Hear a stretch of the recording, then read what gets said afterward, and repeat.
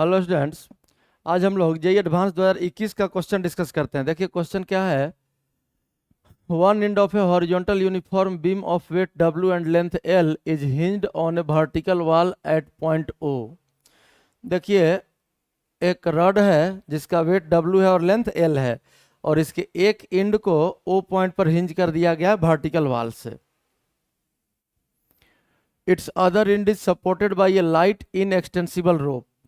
देखिए इस रॉड का दूसरा एंड को यहाँ रोप, ये देखिए ये अलग रोप है, ये अलग रोप है, इस रोप से रॉड के इस एंड को अटैच करके और वर्टिकल वॉल पर ही क्यू पॉइंट पर फिक्स कर दिया है। और ये ओ पॉइंट और क्यू पॉइंट के बीच का डिस्टेंस दिया हुआ है कितना, एल। डायग्राम में ये साफ साफ लिखा हुआ है। अब आगे देखिए क्वेश्चन में क्या बोल रहा है। The other end of rope is fixed at point Q. वो तो डायग्राम में हम लोग देखे ही। At a height L above hinge at point O और Q जहां से अटैच किया था रोप को वर्टिकल वॉल पर, दोनों के बीच का डिस्टेंस L था, डायग्राम में था वो। और यहाँ भी लिखा है a block of weight alpha W is attached at point P to the beam.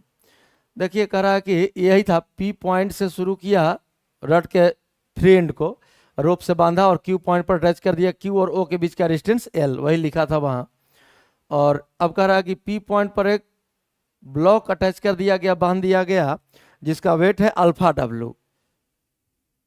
Vertical direction में साफ साफ दिख रहा है यहाँ, as shown in the figure. The rope can sustain a maximum tension of 2√2W। अब देखिए ये जो रोप है, ये स्ट्रिंग, इसका मैक्सिमम टेंशन दिया है T मैक्स इक्वल्स 2√2W। मतलब टेंशन इससे ज्यादा अगर होगा तो रोप टूट जाएगा। इस रस्सी में टेंशन 2√2W से कम ही होना चाहिए, या ज्यादा से ज्यादा इसके बराबर होना चाहिए, इससे ज्यादा नहीं हो सकता है। 2√2W which of following statements is are correct. सारा ऑप्शन यही है, इसी को हम लोगों को चेक करना है। Vertical component of reaction force at O does not depend on alpha. Horizontal component of reaction force at O is equal to W। ये इसी रॉड का इक्विलिब्रियम हम लोगों को देखना है। तो रॉड के इक्विलिब्रियम के लिए देखिए यहाँ क्या इक्वेशन लिखेंगे हम लोग।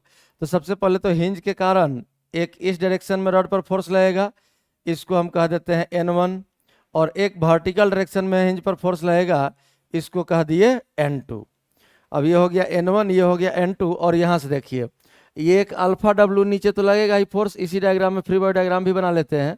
ये वेट ही है, mg ही है, तो अल्फा W दिया हुआ है, तो ये अल्फा W नीचे की ओर लगा। और रस्सी का टेंशन आ गया इधर T। तो ये एंगल अगर हम लोग मान लेते हैं थीटा, तो ध्यान से देखिए ये एंगल भी कितना हो जाएगा, थीटा ही हो जाएगा। और तब T का कंपोनेंट ऊपर की ओर आ जाएगा आपका T cos थीटा, और लेफ्ट साइड आ जाएगा आपका T sin थीटा। अब अगर इस रड का हम लोग इक्विलिब्रियम लिखें, रड का इक्विलिब्रियम, तो सबसे पहले ट्रांसलेशनल इक्विलिब्रियम के लिए क्या इक्वेशन लिखेंगे, N1 equals T sine theta. Right side का फोर्स इक्वल्स लेफ्ट साइड का फोर्स हॉरिजॉन्टल इक्विलिब्रियम के लिए। तो हॉरिजॉन्टल इक्विलिब्रियम का कंडीशन लिख लेते हैं हम लोग, N1 equals T sine theta. इसको इक्वेशन 1 कह देते हैं। अब वर्टिकल इक्विलिब्रियम के लिए देखिए, वर्टिकल इक्विलिब्रियम के लिए यहां से लगा N2 और यहां से लगा T cos थीटा, और नीचे की ओर फोर्स क्या है, अल्फा W इस ब्लॉक का, और इस रड का भी तो वेट लगेगा सेंटर ऑफ मास के अबाउट, तो इसका यहां से लगे आपका W। तो अब अगर वर्टिकल इक्विलिब्रियम के लिए हम लोग इक्वेशन लिखें, तो यहां से लिखेंगे N2 और प्लस T cos थीटा और इक्वल्स W और प्लस अल्फा W। इसको इक्वेशन 2 कह लेते हैं। अब देखिए अगर ये इक्विलिब्रियम है तो इसका ट्रांसलेशनल इक्विलिब्रियम भी होगा। ट्रांसलेशनल इक्विलिब्रियम का ही इक्वेशन दोनों लिखा गया है अभी। और रोटेशनल इक्विलिब्रियम भी होगा। अब रोटेशनल इक्विलिब्रियम देखें तो नेट टॉर्क 0, हम लोग इस हिंज O के अबाउट ही नेट टॉर्क लिख लेते हैं। तो इस रड पर क्या क्या फोर्स लग रहा है, सो देखिए N1 और N2 लग रहा है, तो O से ही पास हो रहा है चूंकि, तो O के अबाउट इन दोनों का टॉर्क 0 हो जाएगा। इसके बाद यहां से लग रहा है T साइन थीटा, ये भी O से ही पास करेगा, तो T साइन थीटा का भी टॉर्क 0 हो जाएगा। इसके बाद टॉर्क बचेगा किसका किसका, तो एक T cos थीटा का बचेगा, इस अल्फा W का बचेगा और इस W का बचेगा। 6 टोटल फोर्स लग रहा था कंपोनेंट बांटने के बाद। तो 6 में से 3 फोर्स का टॉर्क 0 हो गया, N1 N2 और T sine theta, T cos theta, alpha W और W, इन तीनों का टॉर्क बचा है।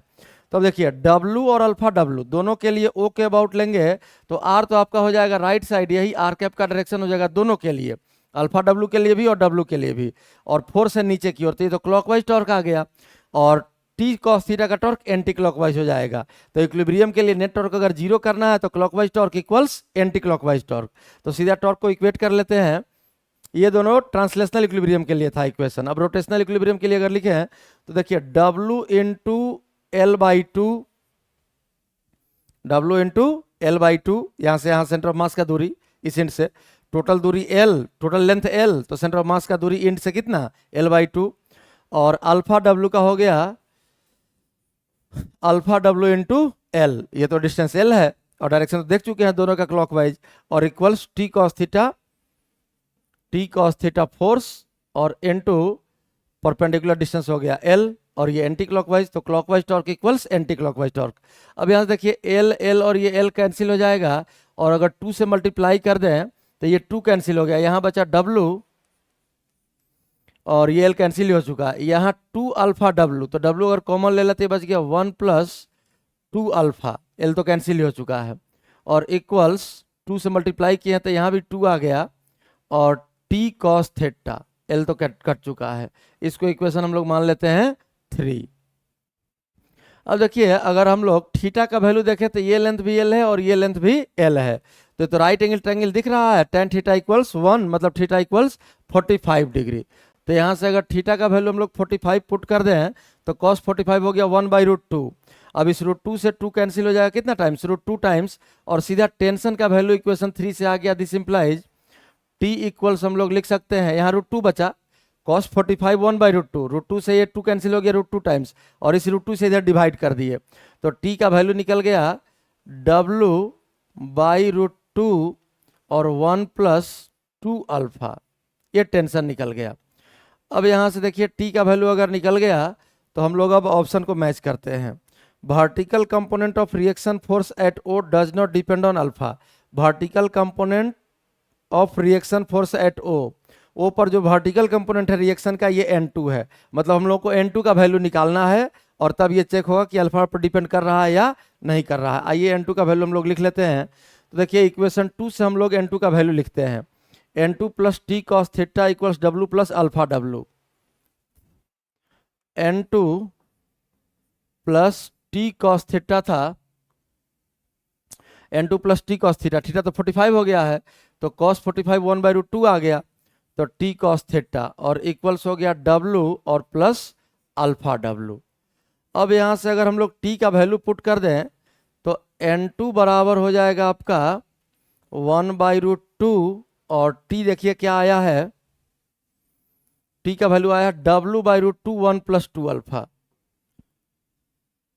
W/√2 1 प्लस 2 अल्फा, यही टेंशन का वैल्यू सॉल्व किए थे अभी हम लोग। तो इस टेंशन को इधर अगर ला दें तो ये माइनस हो जाएगा, ये साइन आपका नेगेटिव आ जाएगा,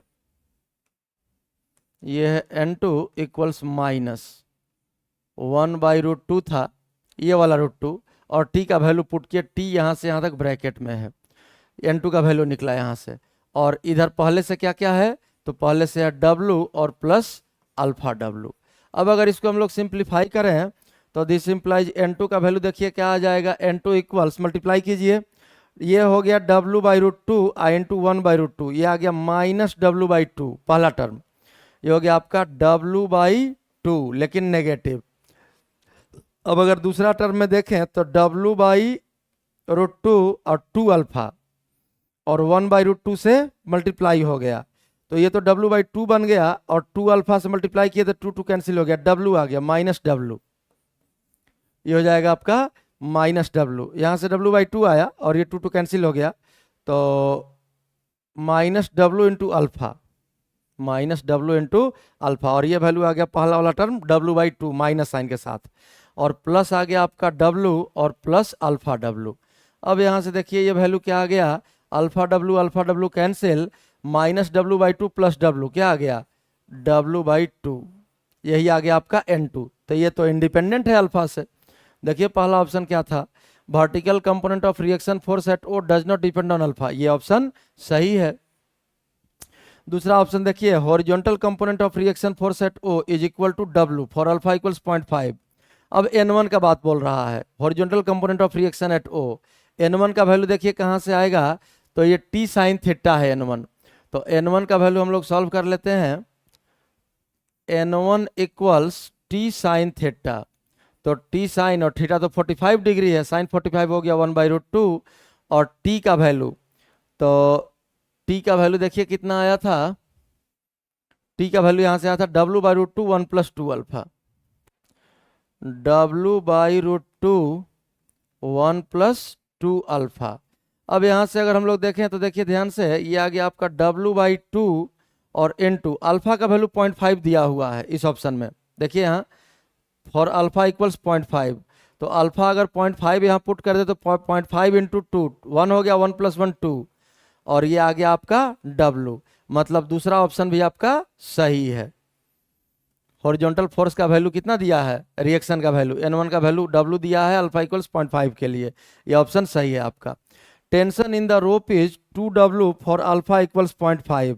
अब देखिए टेंशन का एक्सप्रेशन यही सामने है, अल्फा का वैल्यू 0.5 लिखिए, तो 0.5 रखे तो ये हो गया कितना 1 1 + 1 2, और W/√2 × 2, तो ये तो आ जाएगा W√2, और इसमें कितना दिया है 2W दिया है, तो ये ऑप्शन आपका गलत हो गया, क्योंकि T का वैल्यू आ गया आपका √2W, कहाँ आया, तो अल्फा इक्वल्स 0.5 पर, तो सी ऑप्शन आपका गलत हो गया। डी ऑप्शन देखिए, rope breaks of if alpha greater than 1.5, देखिए रोप टूटेगा तभी जब टेंशन का वैल्यू इससे ज्यादा होगा।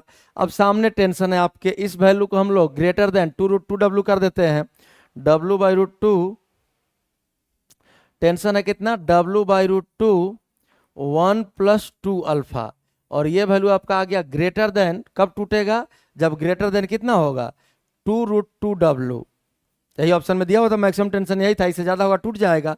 अल्फा का वैल्यू कैलकुलेट करते हैं, तो यहाँ से देखिए W कैंसिल हो गया, और ये √2 यहाँ से आके यहाँ मल्टीप्लाई हो गया, तो दिस इंप्लाइज लेफ्ट साइड में बचा 1 + 2 अल्फा, और ग्रेटर देन 2 × √2 × √2, ये हो गया 4। अब ये इधर से आया तो ये हो गया 3 और /2, this implies alpha greater then 3/2।